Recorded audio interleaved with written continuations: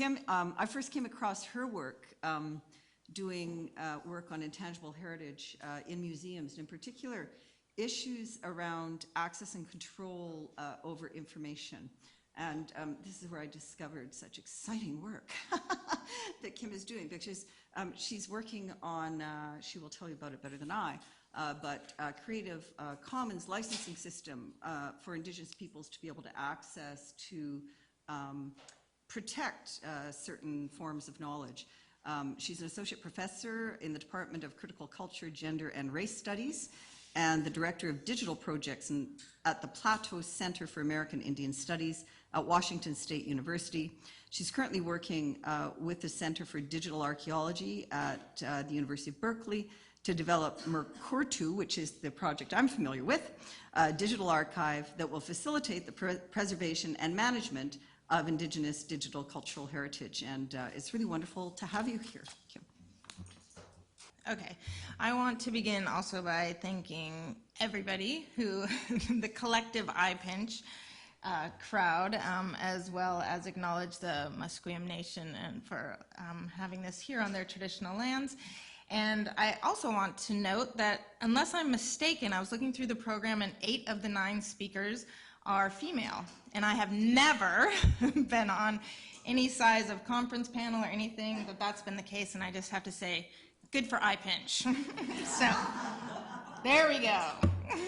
So, as Catherine said, I'm going today to talk about traditional knowledge, licenses and labels, as well as the online platform that we just launched last week called Local Context. You can check out localcontext.org. I'll be taking you through it in a little while. And both the TK licenses and labels and the Local Context educational website seek to address the very specific needs of Indigenous communities as they manage their digital cultural heritage. So let me make that clear. For now, we're talking about digital heritage. Doesn't mean in the future it won't, but this is at the very beginning stages of this, even though it's been years. We're still in diapers here. So this project is a collaboration between many wonderful people. First and foremost, the Center for Digital Archaeology and their director, Michael Ashley, as well as Dr. Jane Anderson, who's at NYU, and UMass Amherst, who is the lawyer on the project. I'm the anthropologist, Michael's the technical person. So Jane was meant to be here today, but she is going to be having twin boys next month. So she's in New York, where she should be. And I'm holding down the fort today. So if you have specific legal questions, I may or may not be able to answer them. But so anyways, the idea, though, for the TK licenses grew directly out of the Mukudu platform. Now, Mukudu, let's all say it here. Mukudu, there you go. You'll never pronounce it incorrectly again. Mukudu is a Warramungu word meaning dilly bag, and Warramungu are an Aboriginal community who live in the central desert of Australia that I started working with in 1995, and I could say a lot more about it, but that's not what this presentation is about. Rest assured, the elders were consulted before we used the word to name the software. They chose it. There's lots more you can read about that if you're interested. But Mukudu is a free and open source content management system that's built from the ground up with the needs of Indigenous communities in mind. So I spent the last 7 years developing this, growing out of the very specific needs of the Warramungu community I was working with, and then transferring that to a system that could work for any community. Case in point, we're just starting to work with the Musqueam this very Monday and Tuesday on a project that we're doing with them that they will use the Mukudu archive. And we have currently over 200 instances of Mukudu being used around the world. And you can check us out at mukudu.org for more. But in a nutshell, Mukudu allows communities to define levels of access and circulation at really fine-grained levels. And we call these cultural and sharing protocols. Okay, so they allow community members, and I'm going to say what everybody else, I'm not using community in any homogenous sense, so we all agree on that, and we'll just move on from there. But however people define themselves, and they're using the software, they get to choose their parameters for knowledge and sharing. So for the Warramungu community, when we first started working on this way back in 2002, their protocols have to do with gender, place, very specific places on the landscape. They have to do with ancestral connections to those places. They have to do with ritual knowledge. They have to do if somebody is deceased. So we came up with about 7, and we used and embedded those within the system. But the point is, any community can use whatever protocols they use. We work with the Zuni Public Libraries, and they use clans. We work with the Potawatomi, and they use family. So everybody can use anything they want. It's completely customizable. But as we were designing the site, and I was working with the Warramungu community, we found out that what was going on is internally we would use these cultural protocols, and that worked. Because internally everybody agreed. Yes, this is women's business, this is men's business. I'm a woman, I don't want to see that. I don't have to slap anybody's hand. I know I don't want to see it. So what happens when this stuff goes externally, though? And this came because we got a bunch of stuff. We were looking online and started seeing, oh, there's Warramungu things that have been digitized from museum collections, and now they're up all over the internet that they shouldn't necessarily be there.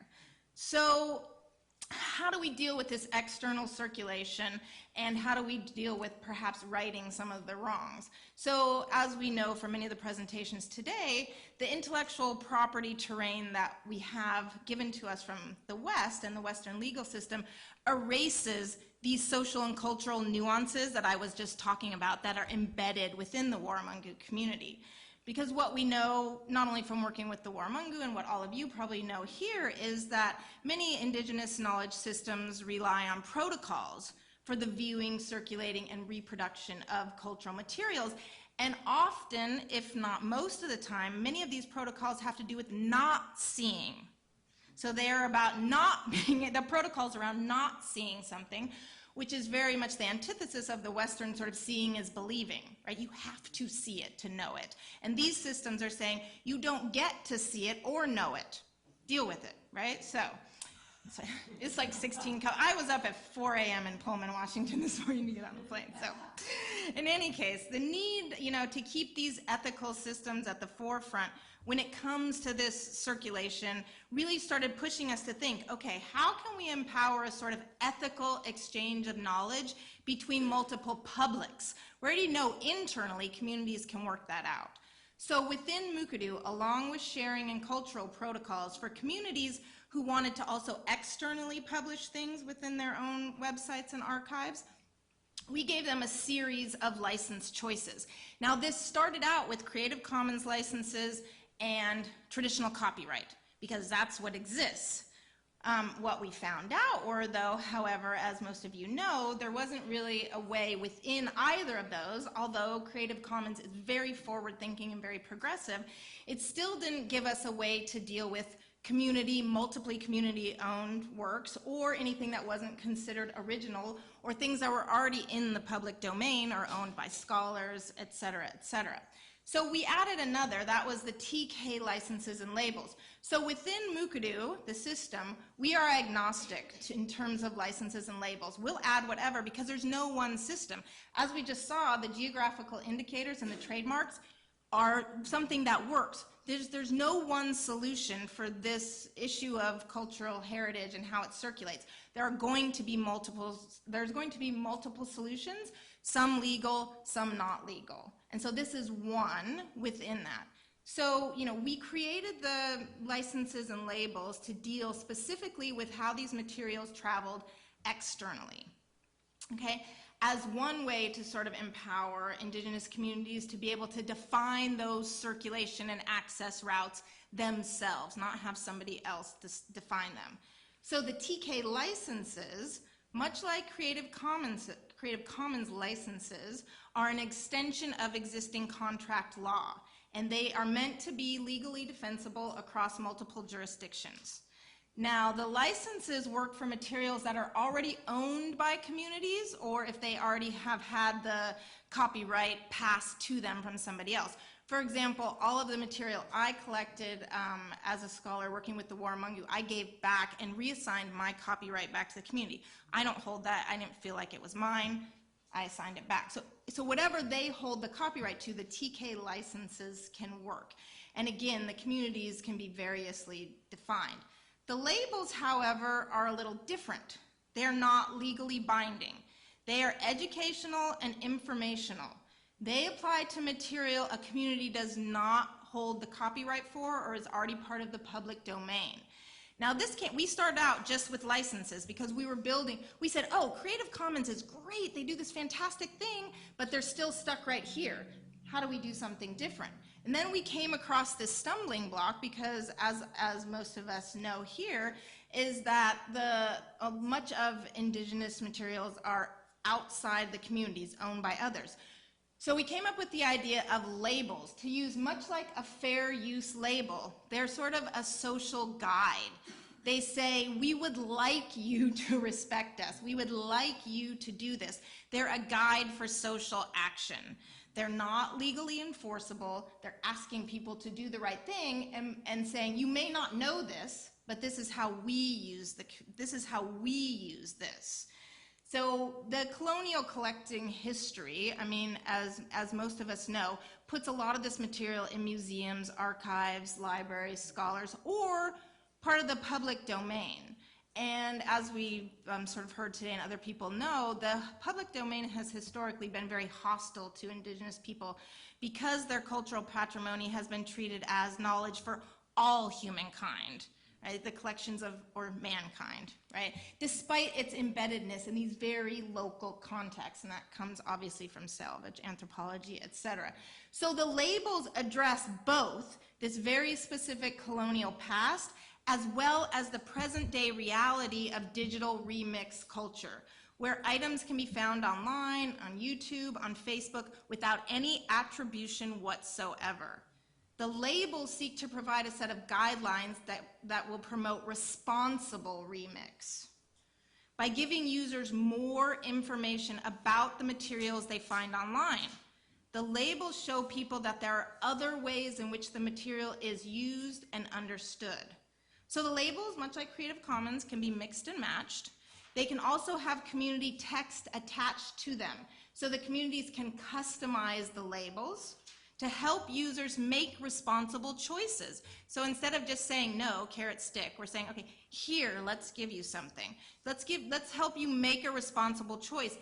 How to use this or if to use it at all.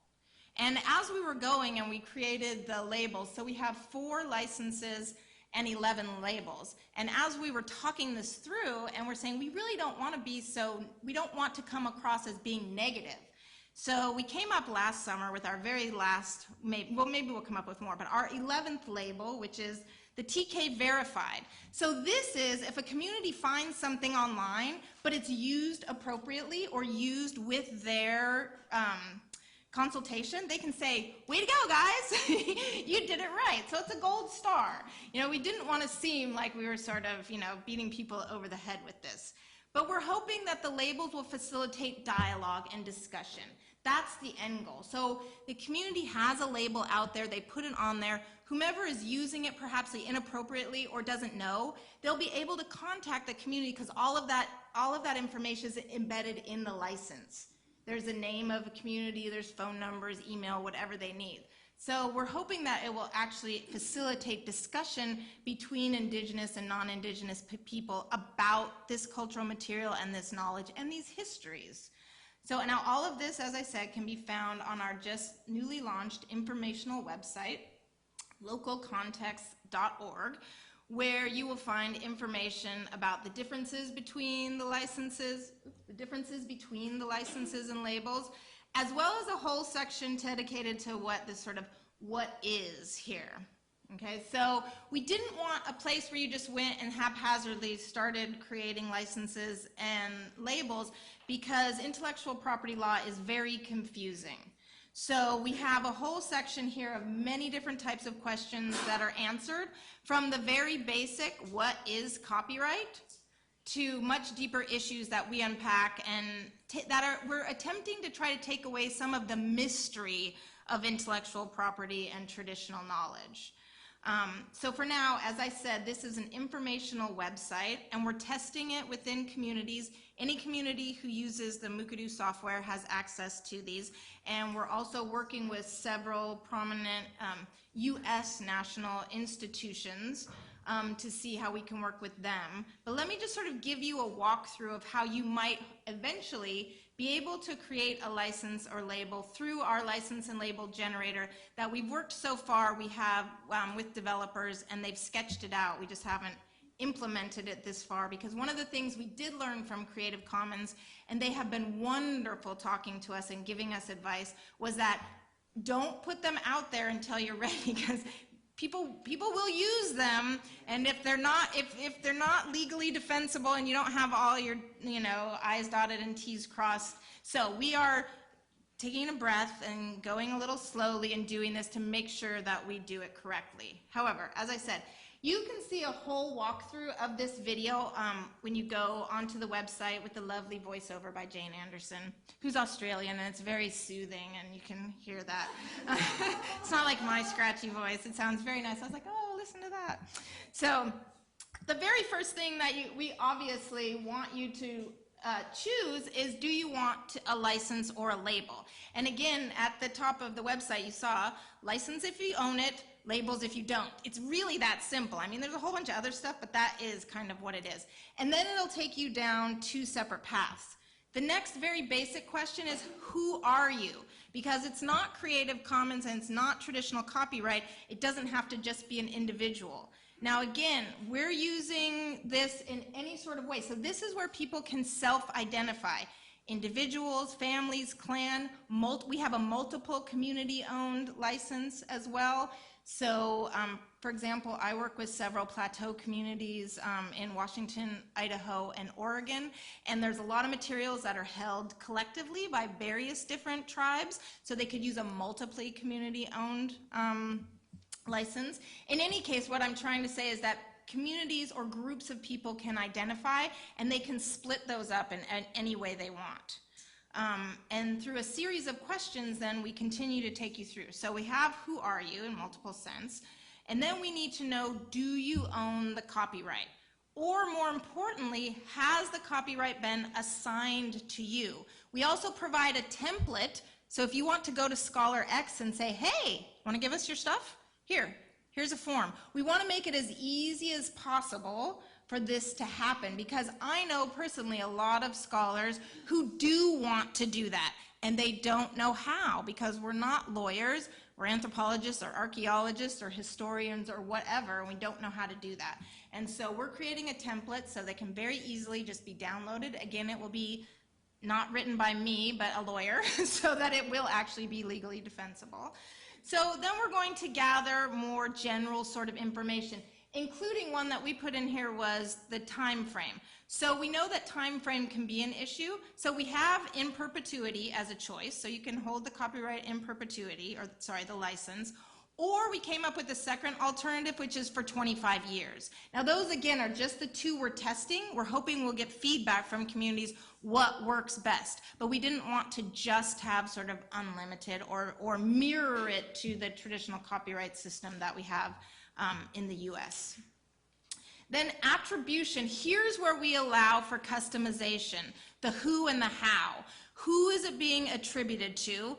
And you can go to town and fill out as many people, clans, families, organizations, whatever you want, and then the how. If somebody wants to know more about this, how do they get in touch with you? Is it a tribal representative? Is it an elders board? What is it? Where do they need to go? So again, we're really all about facilitating some sort of dialogue about this. And then the other really important question is this for commercial or non-commercial use?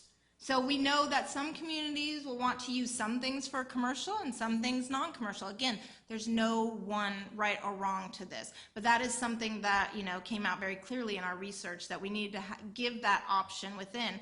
And then that takes you to a whole host of questions that you can look at that you can start mixing and matching. Then you will get the confirmation, and again, check it, edit it, make sure it's okay, and then bingo, you actually get a deed, an actual legal deed that's generated, as well as code if you want to add that to your website, to your archive, or whatever. So the license or label then can be part of that really important metadata that goes with the record wherever it travels. And because I've been hanging out with archivists lately, I know that metadata needs to be sticky, and this is difficult online. You find something on one website, you pull it off, the metadata doesn't follow it.